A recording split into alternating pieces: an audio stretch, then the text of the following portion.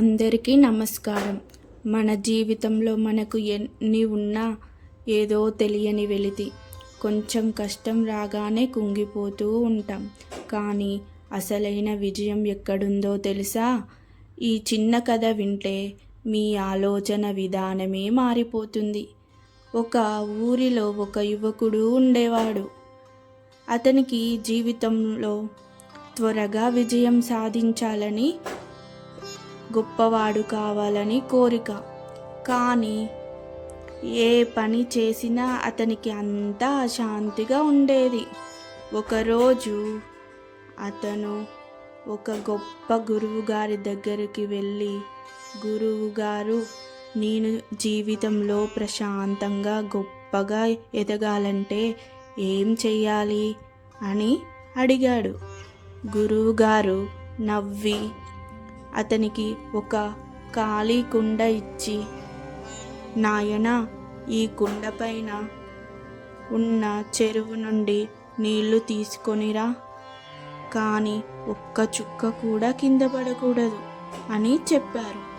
ఆ యువకుడు సరేనని వెళ్ళాడు. కొండ ఎక్కే దారిలో ఎన్నో రాళ్ళు, ముళ్ళు ఉన్నాయి. దారి పొడవునా పక్షుల కిలకిలలు, రాగాలు, అందమైన పూలున్నాయి. కానీ అతని దృష్టి అంతా కుండపైనే ఉంది. చివరికి నీళ్లతో తిరిగి వచ్చాడు. గురువుగారు అడిగారు, నాయనా, దారిలో నువ్వు ఏం చూశావు? ప్రకృతి ఎంత బాగుంది కదా అని అన్నాడు. దానికి యువకుడు, గురువుగారు, నా దృష్టి అంతా ఆ నీళ్ళ మీదనే ఉంది, నేను దేన్ని గమనించలేదు అన్నాడు. అప్పుడు గురువుగారు ఇలా అన్నారు, చూడు నాయనా, జీవితం కూడా ఇంతే. మనం గమ్యం చేరాలనే తొందరలో దారిలో ఉండే అనుభవాలను, ఆనందాలను మర్చిపోతున్నాం.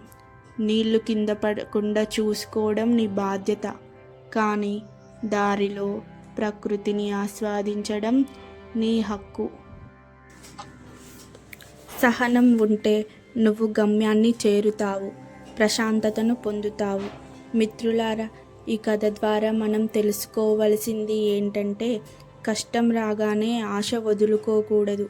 చీకటి తర్వాత వెలుగు రావడం ఎంత నిజమో, ఓర్పు తర్వాత విజయం రావడం కూడా అంతే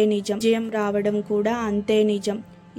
ఈ వీడియో నచ్చితే like, share and subscribe. Please support me for more videos.